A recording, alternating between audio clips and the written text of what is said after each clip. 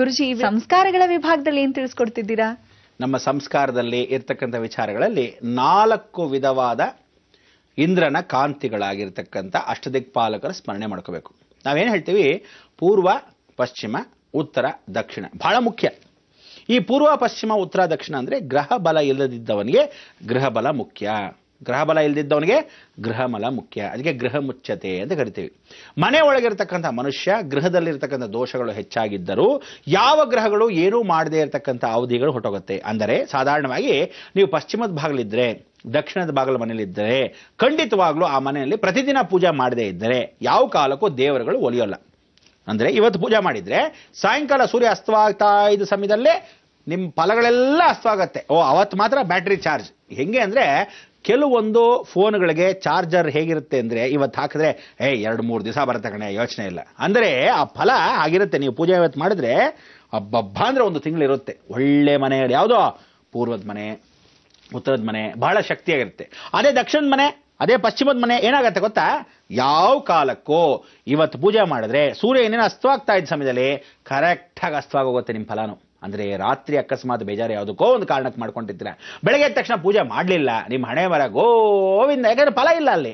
ಆ ಫಲ ಇಲ್ಲದ್ರೆ ನಾಳೆ ಬೆಳಗ್ಗೆ ಪೂಜೆ ಮಾಡದೇ ಇದ್ದರೆ ಅವತ್ತಿನ ಫುಲ್ಲು ನಿಮ್ಮ ಶಕ್ತಿಗಳೆಲ್ಲ ವ್ಯಾನಿಷ್, ಎಲ್ಲ ಖಾಲಿ. ಅದಾದಮೇಲೆ ಖಜಾನ ಏನು ಮಾಡೋದು? ಮತ್ತೆ ಚಾರ್ಜ್ ಮಾಡ್ಕೋಬೇಕು. ಪೂಜೆ ಮಾಡದೇ ಇದ್ರೆ ತಕ್ಷಣ ಸ್ನಾನ ಮಾಡಿ ಪೂಜೆ ಪುನಸ್ಕಾರವನ್ನು ಮಾಡಿಕೊಂಡು ಹಬ್ಬಾಡ ಇವತ್ತು ಬ್ಯಾಟ್ರಿ ಚಾರ್ಜ್. ಅಂದರೆ ಡೈಲಿ ಪೂಜೆ ಮಾಡಬೇಕಾಗತ್ತೆ ಇಂಥವರು ಪಶ್ಚಿಮ ಮತ್ತು ದಕ್ಷಿಣದ ಮನೆಯವರು. ನಿಮಗೆ ಈ ಗ್ರಹ ದೋಷಗಳನ್ನು ಯಾವ ಕಾಲಕ್ಕೂ ದೇವರುಗಳೇನು ಹೇಳ್ತಾನೆ, ನೀನು ಅಕಸ್ಮಾತ್ ಈ ಮನೇಲಿ ಇದ್ದರೆ, ನಿನಗೆ ಅಕಸ್ಮಾತ್ ಒಳ್ಳೆ ಕಾಂತಿಗಳು ಇಲ್ಲದೆ ಇರತಕ್ಕಂಥ ಸಮಯದಲ್ಲಿ ಸೂರ್ಯ ಅಸ್ತವಾಗೋದನ್ನೇ ನಿನ್ನ ಮನೆಗೆ ಒಳಗೆ ಬೆಳಕು ಬರ್ತಾ ಇರುತ್ತೆ. ನೋಡಿ, ಪೂರ್ವದ ಮನೆ ಬಾಗಿಲಿದ್ದರೆ ಪೂರ್ವದಲ್ಲಿರ್ತಕ್ಕಂಥ ಸೂರ್ಯ ಬೆಳಗ್ಗೆ ಹೊಟ್ಟುವಾಗಲೇ ಆ ಬೆಳಕು ನಿಮ್ಮ ಮನೆ ಒಳಗೆ ಬರಬೇಕು. ಬರ್ತಾ ಇದ್ದಾಗ ನೋಡಿ ಎಷ್ಟು ಚೆನ್ನಾಗಿದೆ ಬೆಳಕು ಕಿರಣಗಳು. ಹಾಗೆ ಆ ಬರ್ತಾ ಇದ್ದ ಕಿರಣಗಳ ಮುಖಾಂತರವಾಗಿ ಬಂದರೆ ಎಷ್ಟು ಚೆನ್ನಾಗಿರುತ್ತೆ ಅಂದರೆ ನಿಮ್ಮ ಆರೋಗ್ಯ ಪೂರ್ತಿಯಾಗಿ ಕಾಪಾಡ್ತಾನೆ. ಅದೇ ಸೂರ್ಯ ಮುಳುಗ್ತಾ ಇರೋ ಸೂರ್ಯ ಮನೆಯೊಳಗೆ ಬಂದರೆ ಮನೆಯಲ್ಲಿ ಗಲಾಟೆಗಳು, ಕಲಹಗಳು, ಗಂಡ ಹೆಂಡತಿ ವೈರಾಗ್ಯ ಜೀವನ, ಗಂಡ ಹೆಂಡತಿ ಮನೆ ಬಿಟ್ಟು ಆಚೆ ಹೋಗೋಣ, ಗಂಡ ಹೆಂಡತಿಗೆ ವಯಸ್ಸಾದ ಮೇಲೆ ನನಗೆ ಹೆಂಡತಿ ಸಂಬಂಧವಿಲ್ಲ, ನನಗೆ ಬೇಕಾಗಿಲ್ಲ ಇಂಥ ಹೆಂಡತಿ ಅಂದರೆ ಆ ಕಾಲದಲ್ಲಿ ಡೈವರ್ಸ್ ಮಾಡೋ ಯೋಚನೆ. ಏನು ಕರ್ಮ, ಇಷ್ಟು ವರ್ಷ ಜೀವನ ಮಾಡಿಲ್ವೇ? ಮಕ್ಕಳಿಗೆ ನೆಗೆಟಿವ್ ಥಿಂಕಿಂಗ್, ಯಾವತ್ತಿದ್ರೂ ನೆಗೆಟಿವ್ ಥಿಂಕಿಂಗ್, ಕೆಟ್ಟ ಮಾತುಗಳು, ಮನೆಯಲ್ಲಿ ಕೆಟ್ಟ ವಾತಾವರಣವೇ ಜಾಸ್ತಿ ಸೃಷ್ಟಿಯಾಗುತ್ತೆ. ಯಾಕೆಂದರೆ ಕಿಟಕಿಗಳು ನೀವು ಗೊತ್ತಿಲ್ಲದೆ ಪಶ್ಚಿಮದ ಭಾಗದಲ್ಲಿ ನೋಡಿ ಎಲ್ಲ ಬೆಳಕೆಲ್ಲ ಸಾಯಂಕಾಲ ಸೂರ್ಯ ಅಸ್ತವಾಗೋ ಸಮಯಕ್ಕೆ ಒಳಗೆ ಬರುತ್ತೆ. ಅದಕ್ಕೆ ನೀವು ಜಾಗ್ರತೆ ಏನು ಮಾಡೋದು ಗೊತ್ತಾ? 4 ಗಂಟೆಗಿಂತ ಮನೆಗಳಲ್ಲಿ ಪಶ್ಚಿಮದ ಭಾಗಲಿರೋ ಮನೆಗಳ ಕಿಟಕಿಗಳೆಲ್ಲ ಮುಚ್ಚಿಬಿಡ್ಬೇಕು. ಆ ಬೆಳಕು ಒಳಗೆ ಬರಕ್ಕೆ ಬಿಡಬಾರ್ದು. ನೀವು ಯಾವ ಕಾಲಕ್ಕೆ ಕತ್ಲು ಮಾಡ್ಕೊಂಡ್ಬಿಡ್ಬೇಕು. ಬೆಳಕು ತೆಗೆದಿರಬೇಕಲ್ಲ, ಬೆಳಗ್ಗೆ ಹೊತ್ತು ತೆಗೆದಿರ್ತೀರ, ಸಾಯಂಕಾಲ 4 ಗಂಟೆಗೆ ಕ್ಲೋಸ್ ಮಾಡಬೇಕು, ಎಲ್ಲ ಕ್ಲೋಸ್ ಮಾಡಬೇಕು. ಅಸ್ತವಾಗೋ ಸಮಯದಲ್ಲಿ ಖಂಡಿತವಾಗ್ಲೂ ಒಳಗೆ ಬೆಳಕು ಬರಕ್ಕೆ ಬಿಡಬಾರ್ದು.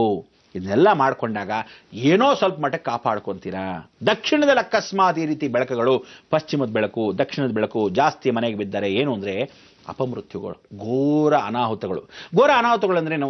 ಯಜಮಾನರು ದಿಢೀರಂತ ಹೋಗಿ ಎಲ್ಲೋ ಬಿದ್ದು ಬಂದ್ಬಿಡ್ತಾರೆ. ಬಿದ್ದು ಬಂದ್ಬಿಟ್ರಾ ಸುಮ್ಮನೆ ಅಕಸ್ಮಾತ್ ಫಾರ್ ಎಕ್ಸಾಂಪಲ್ಲು ಬೇಜಾರು ಮಾಡ್ಕೋಬೇಡಿ, ಹೇಳ್ತೀನಿ ಕೇಳಿ. ಕೆಲವರು ಹೋಗ್ಬಿಟ್ರೆ ಪರವಾಗಿಲ್ಲ, ಯಾರಾದರೂ ಹೋದ್ರಪ್ಪ ಅಂದರೆ ಹೆಂಗೋ ಆಕ್ಸಿಡೆಂಟಾಗಿ ಸತ್ತು ಹೋದ್ರು ಅತ್ಲಾಗಿ ಏನ್ಬೋದು. ಇಲ್ಲದೇ ಇದ್ರೆ ಮನೇಲಿ ಬಂದು ಈ ದಕ್ಷಿಣದ ಬಾಗಿಲ ಮನೆಗಳೇನು ಗೊತ್ತಾ, ಆಕ್ಸಿಡೆಂಟ್ ಆಗಿ ಬಿದ್ದುಬಿಟ್ಟು ಕಾಲು ಓಡಾಡೋಕ್ಕಾಗಲ್ಲ, ಈ ಕಡೆ ಆ ರಾಡ್ ಹಾಕಿರ್ತಾನೆ, ಈ ಕಡೆ ನೋವು, ಅವಳ ಹೆಂಡತಿ ಸೇವೆ ಮಾಡಬೇಕು, ಮನೆಯಲ್ಲಿ ಏನು ವಾತಾವರಣ ಆಗೋಯ್ತೋ ಎಲ್ಲ ಬ್ರೋಕನ್ ವೆಸಲ್ಸ್ ಆದಂಗೆ ಆಗೋಯ್ತು, ಕೆಲಸ ಮಾಡೋಕ್ಕಾಗಲ್ಲ, ಈ ಕಡೆ ಯಾವ ಕಾರಣಕ್ಕೂ ಮುಂದೆ ಹಿಡಕ್ಕಾಗಲ್ಲ ಹೆಜ್ಜೆ, ಹಿಂಗಾಗಿ ಕೂತ್ಕೊಂಡ್ಬಿಡ್ತು. ಅಯ್ಯೋ ನನ್ನ ಮಗನಿಗೆ ಮೊನ್ನೆ ತಾನೇ ಚೆನ್ನಾಗಿದ್ದ, ಆಕ್ಸಿಡೆಂಟ್ ಆಗಿ ಬಂದು ಕೂತ್ಕೊಂಡ್ಬಿಟ್ಟಿದ್ದ ನೋಡಿ, ಈ ಕಡೆ ಓದೋಂಗಿಲ್ಲ ಬಿಡಂಗಿಲ್ಲ ಕೆಲಸ ಕಾರ್ಯದಲ್ಲಿ. ಯಾಕೆಂದರೆ ಅವನೇ ಕರ್ತವ್ಯಂ ದೇವ ಮಾಡಿ ಕೆಲಸ ಮಾಡ್ಕೊಂಡ್ಬರ್ತಿರೋದು. ಗಂಡ ಇಲ್ಲ, ಇಂಥ ಮನೆ ಕುಟುಂಬಕ್ಕೆ ಏನು ಮಾಡೋದು? ಹಿಂಗಣೆ ಬರ ಇಲ್ಲ. ಮದುವೆ ಆಗಿ ಹೊಟ್ಟೋಗಿರ್ತಾಳೆ, ಅವಳು ಗಂಡ ಯಾವ ಕಾಲಕ್ಕೂ ಯಾವತ್ತೂ ಕುಡಿತಾ ಇರ್ತಾನೆ. ಈ ಕುಡಿಯೋ ಸಂಬಂಧ ಹೆಚ್ಚಾಗಿರೋದು ದಕ್ಷಿಣದ ಭಾಗ. ಇದಕ್ಕೆ ಇಂಥದಕ್ಕೆಲ್ಲ ಗ್ರಹ ಬಲ ಇಲ್ಲದಿದ್ದರೆ ಗೃಹನ ಬಲ ಪಡಿಸ್ಕೋಬೇಕು. ಆ ಗೃಹ ಫಲವನ್ನು ಪಡಿಸ್ಕೊಳ್ಳೋಕ್ಕೆ ಯಾರು 4 ದಿಕ್ಕುಗಳು? ಪೂರ್ವ, ಪಶ್ಚಿಮ, ಉತ್ತರ, ದಕ್ಷಿಣ. ಈ 4 ಜನಕ್ಕೆ ನೀವು ಪ್ರತಿದಿನ ಹೇಳ್ತೀನಿ ಕೇಳಿ, ನಮಸ್ಕಾರ ಮಾಡ್ಕೋಬೇಕು. ಹೇಗೆ ನಮಸ್ಕಾರ ಮಾಡಬೇಕು? ದೀರ್ಘದಂಡವನ್ನು ಗಂಡಸರೆಲ್ಲ ಸಾಷ್ಟಾಂಗ ನಮಸ್ಕಾರವನ್ನು ಎದ್ದ ತಕ್ಷಣ ಸ್ನಾನ ಮಾಡಿ ಪೂರ್ವಕ್ಕೆ ಸಾಷ್ಟಾಂಗ ನಮಸ್ಕಾರ ಮಾಡಿ, ಇಂದ್ರಾಹಿಶ್ಚನಂದ್ವೇ ನಮಃ. ಇಂದ್ರಾಹಿಶ್ಚನಂದ್ ಅಂದರೆ ಇಂದ್ರನ ಸ್ಮರಣೆ ಮಾಡ್ಕೋಬೇಕು. ಇಂದ್ರ ದೇವತಾ ಸ್ಮರಣೆ ನಮಸ್ಕಾರ. ಅದಾದಮೇಲೆ ಪೂರ್ವದಿಂದ ಪರಿಪೂರ್ಣವಾಗಿ ಎಲ್ಲಿಗೆ ಬರಬೇಕು? ದಕ್ಷಿಣಕ್ಕೆ ಬರಬೇಕು. ಹೀಗೆ ಪ್ರದಕ್ಷಿಣೆ ಕ್ಲಾಕ್ ವೈಸ್ ಅಲ್ಲಿ ಮಾಡಬೇಕು. ದಕ್ಷಿಣಕ್ಕೆ ನಮಸ್ಕಾರ ಮಾಡಬೇಕು. ಯಮ ದೇವತಾ ಸ್ಮರಾಮಿ ನಮಸ್ಕಾರಂ ಅಂತ ಹೇಳಿ ಯಮನಿಗೆ ಸಾಷ್ಟಾಂಗ ನಮಸ್ಕಾರ ಬೇಕು. ಗಂಡಸರೆಲ್ಲ ಸಾಷ್ಟಾಂಗ ನಮಸ್ಕಾರ, ಹೆಂಗಸರೆಲ್ಲ ಸುಮ್ಮನೆ ನಮಸ್ಕಾರ. ಬಟ್ 4 ದಿಕ್ಕುಗಳಿಗೆ ಮಾಡಲೇಬೇಕು. ಈ 4 ದಿಕ್ಕುಗಳು ಮಾಡಿದ ಮೇಲೆ ಇನ್ನ ಉಳಿದ 4 ದಿಕ್ಕುಗಳಿಂದ 2 ದಿಕ್ಕುಗಳ ಮಧ್ಯಭಾಗದಲ್ಲಿರ್ತಕ್ಕಂಥ ದೇವತೆಗಳನ್ನ ಸ್ಮರಣೆ ಮಾಡ್ಕೋಬೇಕು. ಅದಕ್ಕೋಸ್ಕರ ಮೊದಲನೇದು ಮನೆ ಯಜಮಾನ ಈ ಮೊದಲು 4 ದೇವತೆಗಳನ್ನ ಸ್ಮರಣೆ ಮಾಡ್ಕೋಬೇಕು. ಅದಕ್ಕೆ ಹೇಗೆ ಸ್ಮರಣೆ ಮಾಡ್ಕೋಬೇಕು? ಬೆಳಗ್ಗೆ ಎದ್ದ ತಕ್ಷಣ 4 ದಿಕ್ಕಿಗೆ ಮಾಡ್ಕೋಬೇಕು. ಸಾಯಂಕಾಲ ಮನೆಗೆ ಬಂದ ತಕ್ಷಣ ಇನ್ನು 4 ದೇವಸ್ಥಾನ ಅಂದ್ರೆ ಇನ್ನು 4 ದಿಕ್ಕುಗಳು ನಮಸ್ಕಾರ ಮಾಡಿ ಮನೆಯೊಳಗೆ ಕೂತ್ಕೋಬೇಕು. ಇದಾದ್ಮೇಲೆ ಯಾರಿಗೆ ಬಂದ್ರಿ? ಪಶ್ಚಿಮ ವರ್ಣ ದೇವತಾ ಸ್ಮರಾಮಿ ನಮಸ್ಕಾರ ಅಂತ ವರ್ಣದೇವನಿಗೆ ನಮಸ್ಕಾರ ಮಾಡಬೇಕು. ಕೊನೆಯದಾಗಿ ನಮಸ್ಕಾರ ಯಾರಿಗೆ ಮಾಡ್ತೀರಾ? ಕುಬೇರ.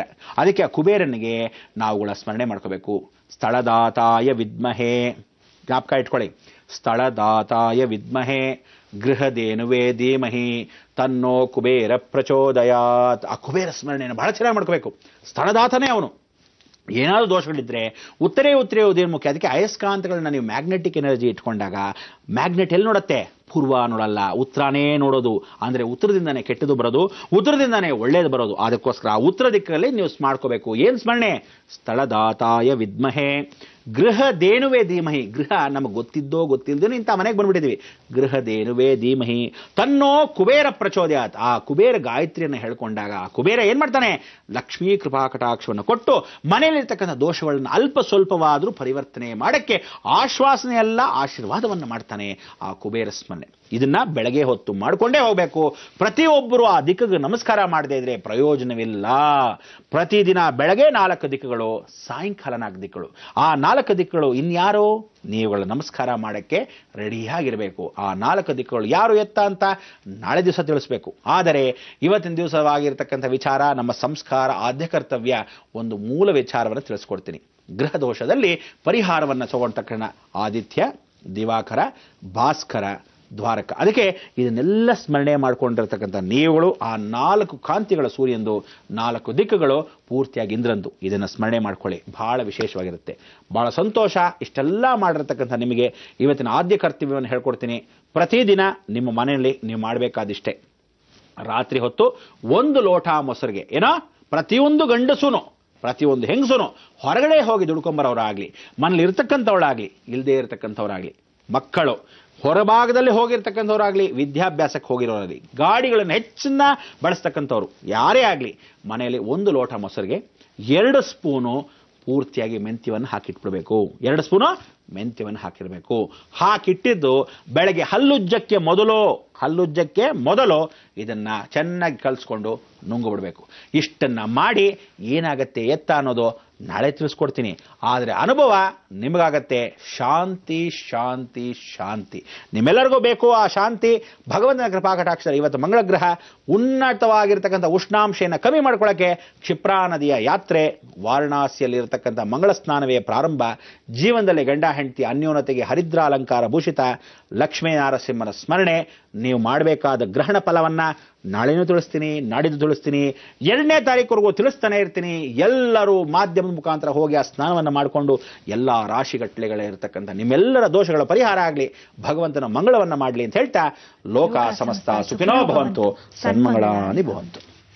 ಗುರುಜಿ, ಗೃಹಬಲ ಇದನ್ನ ಬಲಿಷ್ಠಗೊಳಿಸ್ಕೊಳ್ಳೋದು ಹೇಗೆ ಅಂತ ಬಹಳನೇ ಸೊಗಸಾಗಿ ತಿಳಿಸ್ಕೊಟ್ಟಿದ್ದೀರಾ. ನಮ್ಮ ಈ ಕಾರ್ಯಕ್ರಮಕ್ಕೆ ಆಗಮಿಸಿದ್ದಕ್ಕಾಗಿ ಧನ್ಯವಾದಗಳು.